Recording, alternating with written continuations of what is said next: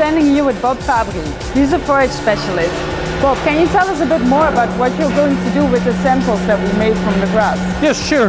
I've got the sample here, and we're going to give it to my colleagues here, and I'll show you what's happening. Let's go. Yep.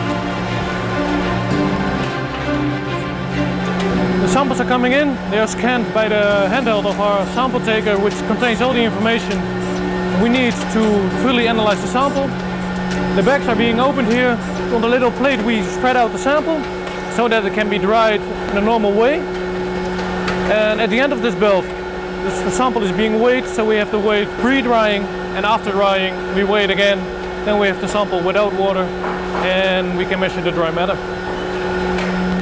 So here the samples are being weighed and put in the trolley. Once this trolley is filled, we can put them in the oven where they will be dried overnight. One of our ovens where all the silage samples are in. They stay here overnight.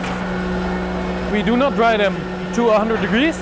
We don't do that because otherwise your sugars and your proteins will start evolving.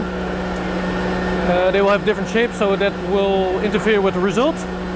That's why we don't dry them that high, but we dry them air dry, as we say.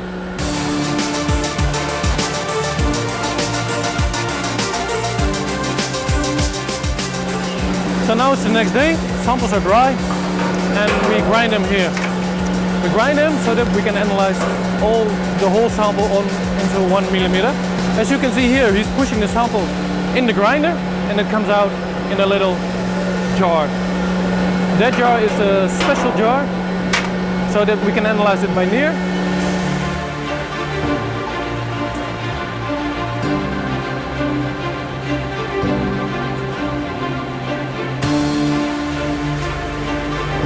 This is our near-infrared sensor.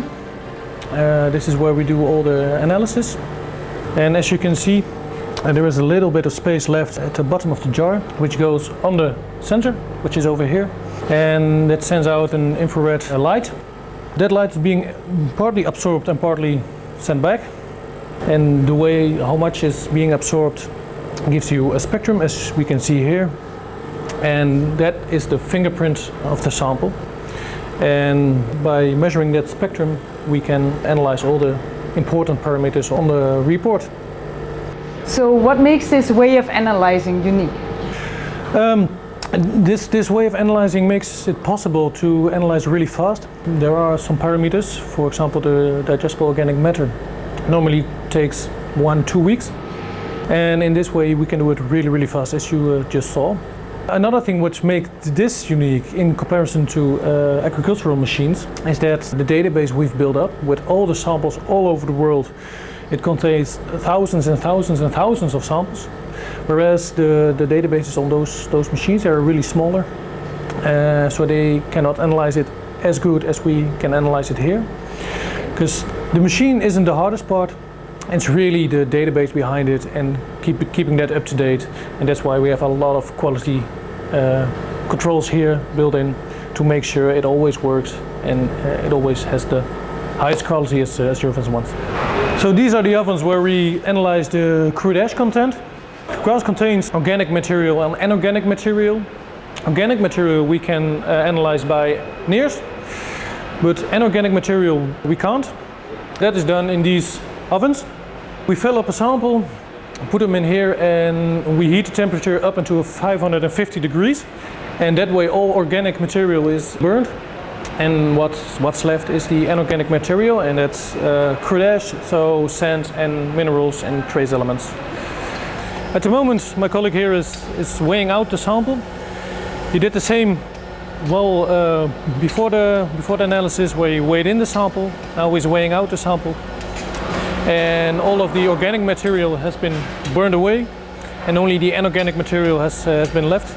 If you look at the report, this is one of the fewer parameters we still do in the classical way, and that's because the infrared sensor does not work as good on inorganic material as on organic material, and because crude ash is really important in, for example, the feed evaluation like FEM or other energy parameters. We wanted to have the highest quality as possible.